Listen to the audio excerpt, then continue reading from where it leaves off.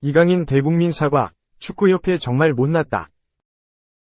용서를 구한 이강인, 23. 파리 생제르맹, 도 사과를 받아들인 손흥민, 32.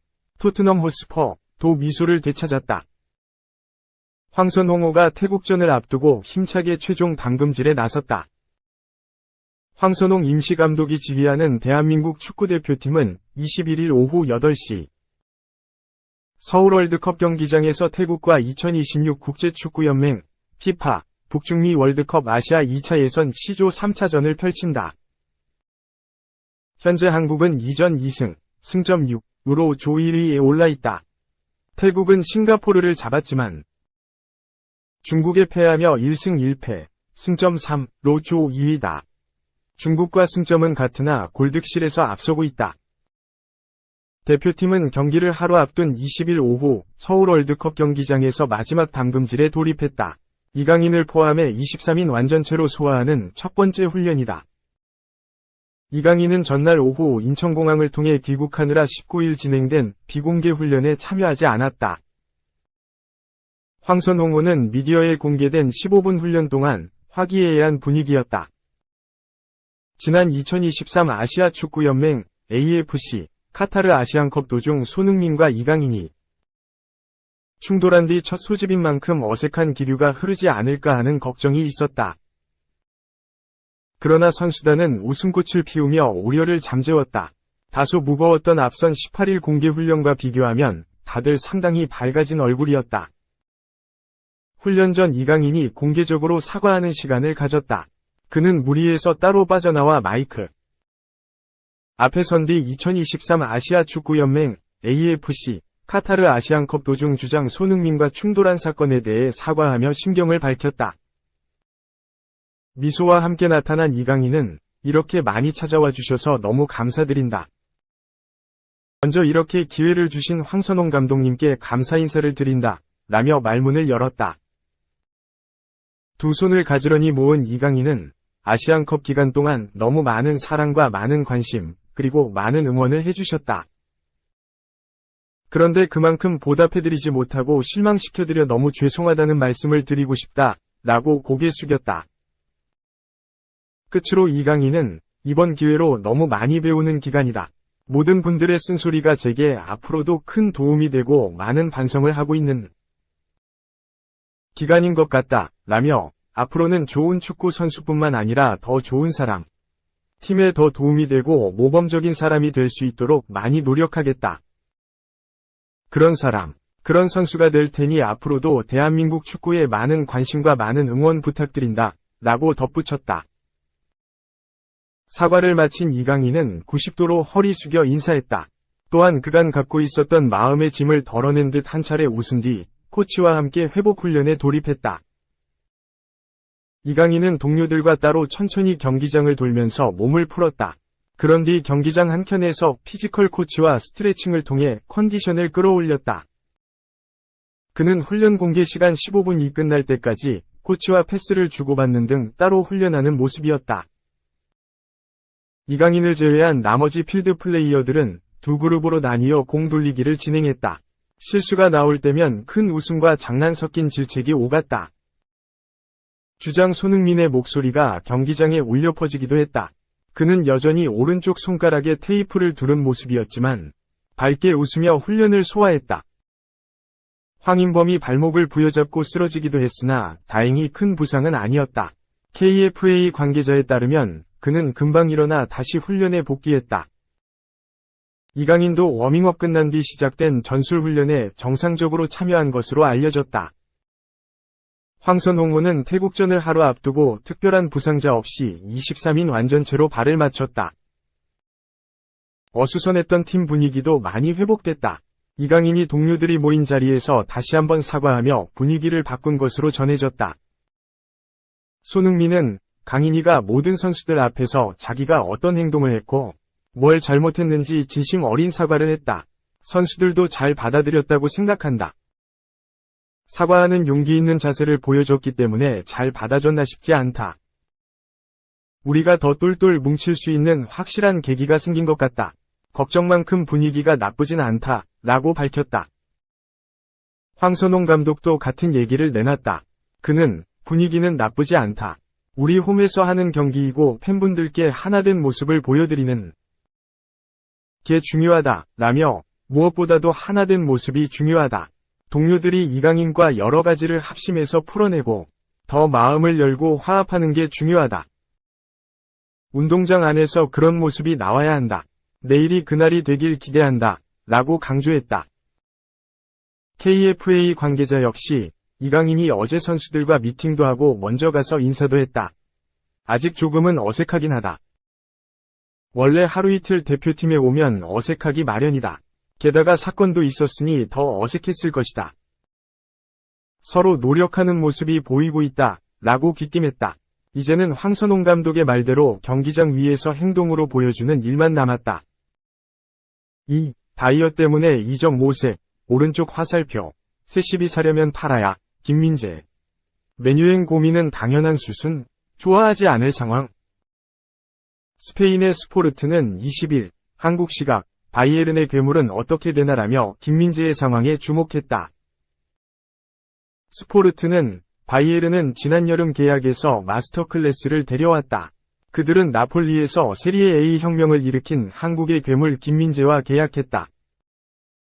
바이에른은 맨유와의 경쟁에서 승리했고 계약상으로 이는 시장적인 측면과 그의 세리에 A 성과에서 보면 훌륭한 영입이었다. 김민재는 어떤 적응도 필요하지 않은 최고의 센터백이었다라고 전했다. 이어 그의 독일 데뷔 시즌은 세리에에서만큼 중요하지 않아 보인다. 그는 물리적인 경이로움, 강력하고 좋은 포지셔닝, 패스에 대한 자신감 등이 바이에른 계획에 잘 들어맞았다. 하지만 토마스 투엘은 겨울에 영입한 다이어를 앞서 고려 중이다. 다이어는 지난 몇 경기 동안 주전 센터백이었다. 김민재는 피지컬적인 문제가 없기에 이는 경기력적인 이유로 내린 결정이었다. 결국 이는 김민재가 좋아하지 않을 상황이며 이런 상황은 그가 바이에른에서 조기 이적을 모색하게 만들 수 있다고 한다라며 김민재가 주전에서 밀린 상황으로 인해 빠르게 이적을 고민할 수 있다고 설명했다. 김민재는 최근 에릭 다이어와의 주전 경쟁에서 밀리며 벤치를 지키고 있는 경기가 늘어나고 있다. 아시안컵 이후 기류가 바뀌었다. 다이어는 당초 영입 당시만 해도 김민재를 비롯한 주전 선수들의 백업 역할만 잘 수행해도 다행일 것이라고 여겨졌다. 다만 그는 영입 직후 활약을 바탕으로 순식간에 주전 자리를 차지했고 최근 경기들에서 김민재는 벤치를 지키고 있다. 스포르트는 또한 최근 바이에른이 바르셀로나 센터백 로날드 아라우호 영입에 관심을 보인 것을 강조하며 아라우호를 데려오기 위해서는 최고 센터백 중 한 명이 떠나야만 가능하다. 마티아스 더리우트, 다얏 우파메카노 또는 김민재가 상당한 이적료로 떠나야 그에 대한 이적 협상을 시작할 수 있다라며 김민재를 판매할 가능성도 있다고 평가했다. 김민재가 바이에른에서의 이적 가능성이 계속해서 등장하자 군침을 흘리며 이를 바라보는 팀은 바로 잉글랜드 프리미어리그 EPL 소속 맨체스터 유나이티드다. 영국의 트라이벌 풋볼은 맨유와 토트넘이 바이에른에서 김민재의 상황을 지켜보고 있다라며 김민재는 자신의 상황을 알고 있다고 밝혔다.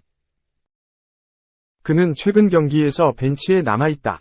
그에게는 익숙하지 않은 일이다. 김민재는 현재 맨체스터 유나이티드, 토트넘, 리버풀 등 잉글랜드에서 큰 관심을 보이고 있다라며 김민재의 상황에 EPL 빅클럽들이 주목하고 있다고 설명했다.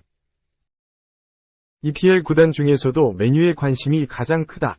영국의 스트레티 뉴스도 맨유는 김민재가 바이에른에서의 상황을 고민하면서 이 점을 주목해야 한다라며 김민재는 지난 여름에도 많은 관심을 받았다.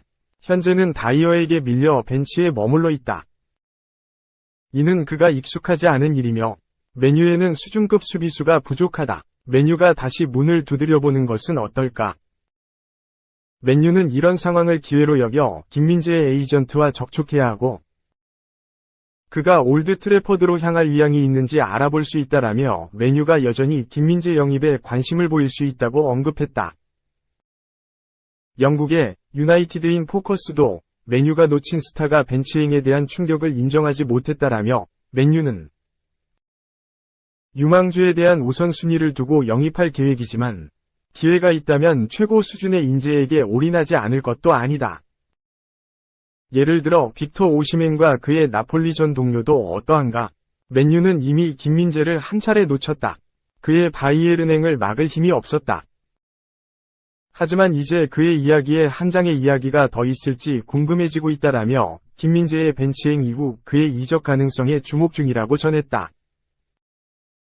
당장 벤치로 밀려난 김민재의 상황이 바뀌지 않을 것이라고 전망한 유나이티드 인 포커스는 김민재는 일시적인 선발 공백일 수도 있지만 이런 변화는 마티스 테리 이적을 추진하려고 했던 것과 같은 결정처럼 핵심적인 역할을 할 수 있다라며 벤치행 이후 이적에 대한 생각이 바뀔 수 있다고 점쳤다. 맨유가 충분히 그를 영입할 이유가 있다고 강조했다. 맨유 수비 계획은 유망주들의 초점을 맞춘 것으로 보인다. 그러나 김민재처럼 확고한 최고 수준의 선수를 영입할 기회가 생긴다면 구단 영입 정책에 기꺼이 예외를 둘 수도 있다.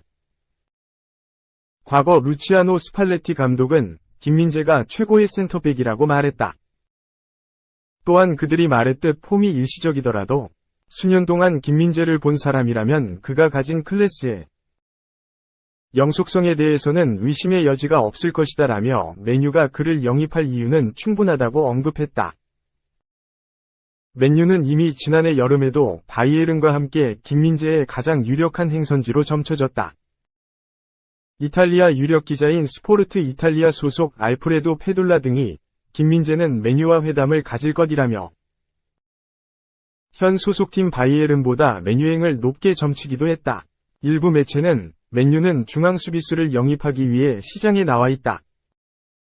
그들은 4,500만 파운드, 약 730억 원, 위 바이아웃 조항이 있는 나폴리의 김민재에게 오랫동안 관심을 갖고 있었다라며 맨유가 더 오랜 기간 김민재를 지켜봤다고 밝혔었다. 다만 맨유는 당시 센터백 외에도 다른 선수 영입에 투자해야 했고 결국 김민재를 포기했다. 김민재도 적극적인 구애로 한국까지 찾아와서 메디컬 테스트를 진행한 바이에른의 손을 잡았다. 결국 맨유는 다시 이번 여름 김민재가 이적을 결정하면 영입에 최선을 다해서 나설 것으로 예상된다. 지난해에는 바이에른의 적극적인 구애에 밀려 영입에 실패했지만 올 시즌 김민재가 벤치로 계속 물러난다면 영입을 다시 고민할 수 있다. 리산드로 마르티네스의 잦은 부상, 라파엘 바란의 기량 저하 등을 고려하면 맨유도 센터백 영입이 시급하다. 맨유로서도 김민재는 매력적일 수밖에 없는 자원이다. 김민재는 올 시즌 바이에른 수비의 핵심이었다. 이미 기량은 지난 시즌에도 입증됐다. 나폴리에서 합류한 이후 특별한 적응 기간도 없이 바이에른 수비의 중심을 지키고 있다. 지난 시즌을 앞두고 튀르키예 페네르바체를 떠나 나폴리에 합류해 첫 시즌을 보낸 김민재는 곧바로 주전 센터백으로 자리 잡으면서 우승 핵심 멤버로 활약했다. 시즌 총 52경기에 출전해 2골 2도움을 기록하며 나폴리가 1989에서 1990 시즌 이후 33년 만에 리그 정상에 오르는 걸 도왔다. 김민재가 나폴리에서 보여준 활약상과 성과에 감탄을 금하지 못했다. 김민재가 나폴리로 이적했을 때만 하더라도 누구도 그가 월드클래스 수비수로 등극할 거라고 예상하지 못했다. 하지만 김민재는 실력으로 자신의 가치를 입증해냈다. 처음엔 칼리두 쿨리발리가 첼시로 떠나면서 생긴 공백을 메우기 위한 영입으로 여겨졌으나 연일 빼어난 활약으로 나폴리 민심을 사로잡았고 아예 쿨리발리를 뛰어넘었다는 평가까지 가져갔다. 영국 매체 가디언은 2023년 세계 최고의 남자 축구선수 100인을 선정할 때 김민재 이름을 포함했다. 매년 가디언이 선정한 최고의 축구선수 100인 안에 이름을 올린 게 이번이 처음인 김민재는 첫 순위 선정에서 37위에 오르며 세계적인 수비수임을 증명했다.